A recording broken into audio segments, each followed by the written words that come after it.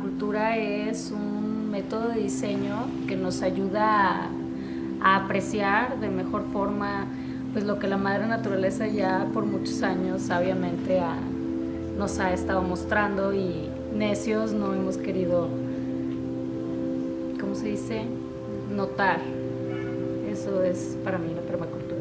Cada país, cada región tiene su conocimiento autóctono. A lo mejor en ocasiones no se conoce en el contexto internacional, y la parte de la permacultura per se, pues se le ha difundido dentro de lo posible. Se me hace interesante, muy interesante, pero creo que debe serse muy pragmático, debe serse muy realista e intentar instrumentarla de acuerdo a las condiciones medioambientales en donde se esté trabajando. Para mí es vivir en armonía con la naturaleza y diseñar sistemas que nos sirvan para vivir en la tierra sin tener costo mayor a la naturaleza. Aprendemos a vivir con ella, pues con las plantas, con los animales, nos hacemos más conscientes del consumo y más que nada de lo que tenemos alrededor, ¿no? Que muchas veces cuando vivimos en la ciudad no nos damos cuenta, ya que estamos todos apresurados, no te da ni el tiempo ni para apreciar, no sé, el cielo, un atardecer.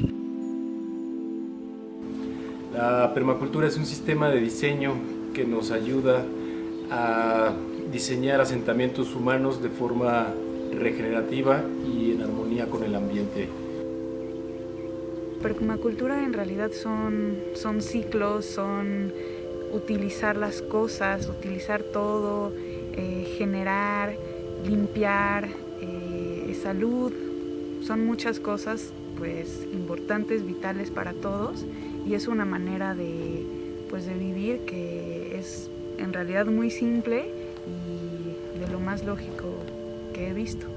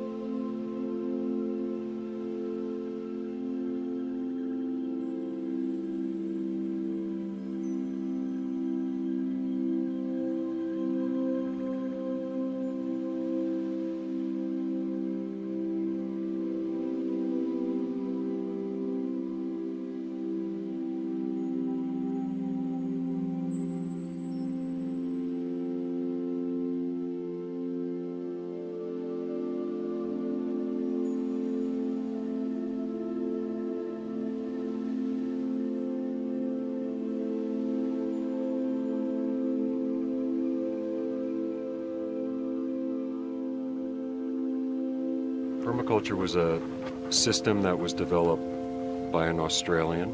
His name is Bill Mollison, and his student David Holmgren in the 1970s. And originally it was a contraction of two words, which is perma, or permanent, and agriculture. They were focused on perennial agriculture systems. We are typically used to seeing annual crop systems.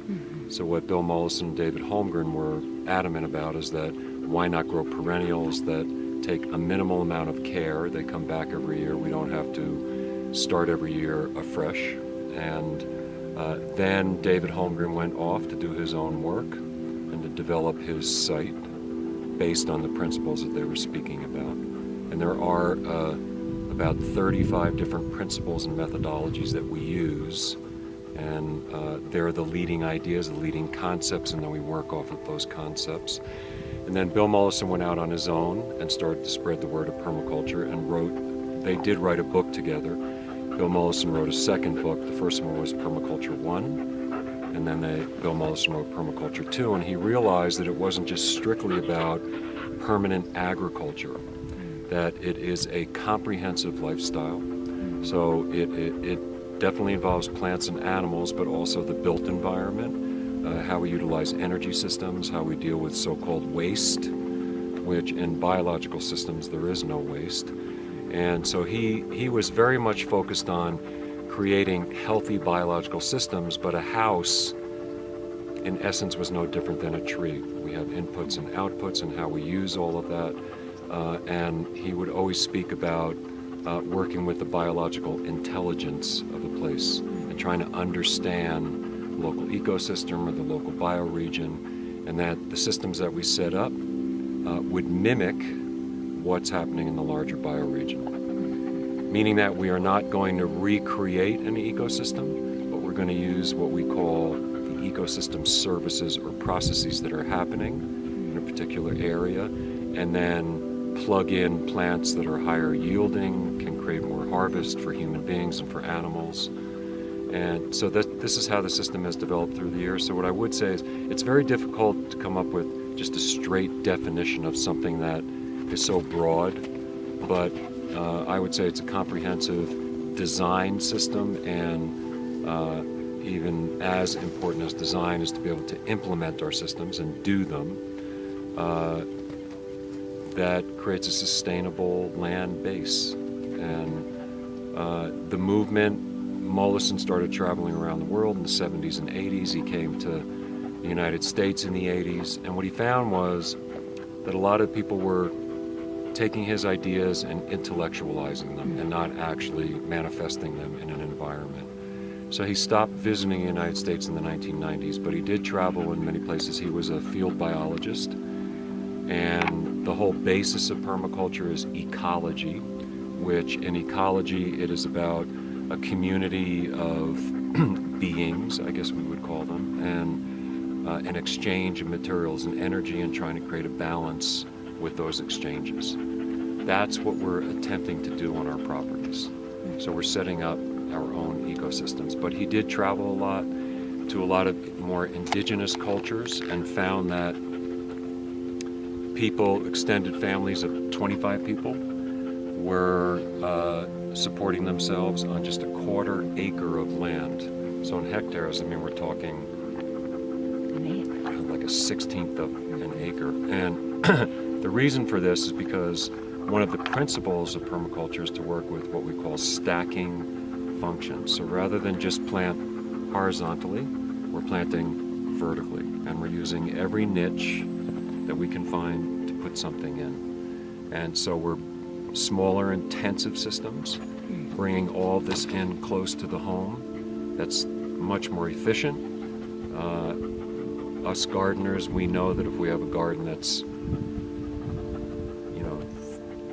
20 meters away from the home, we're not going to pay much attention to it. But if it's right at the back door, we know what's going on. It's always there. We can always see it. We can even look out from the house and see all these plants growing. So it's paying attention, it's observing, watching how things change through the year, understanding how the sun moves, understanding how the wind moves, where water comes from, where the prevailing rains come from, and making use of all these natural energies that move through the property, attempting to eliminate a lot of gadgets and a lot of machinery, and using the natural forces that, as I just said, move through the property. I could go on and on. I mean, there are a million different things, but I think what's key to all of this and the essence of permaculture is to understand the principles and methodologies, and I think what that really comes down to essentially is what we call functional relationship. Understanding what the functions are of every element that we want to place in the landscape, and then how to find the proper relationships.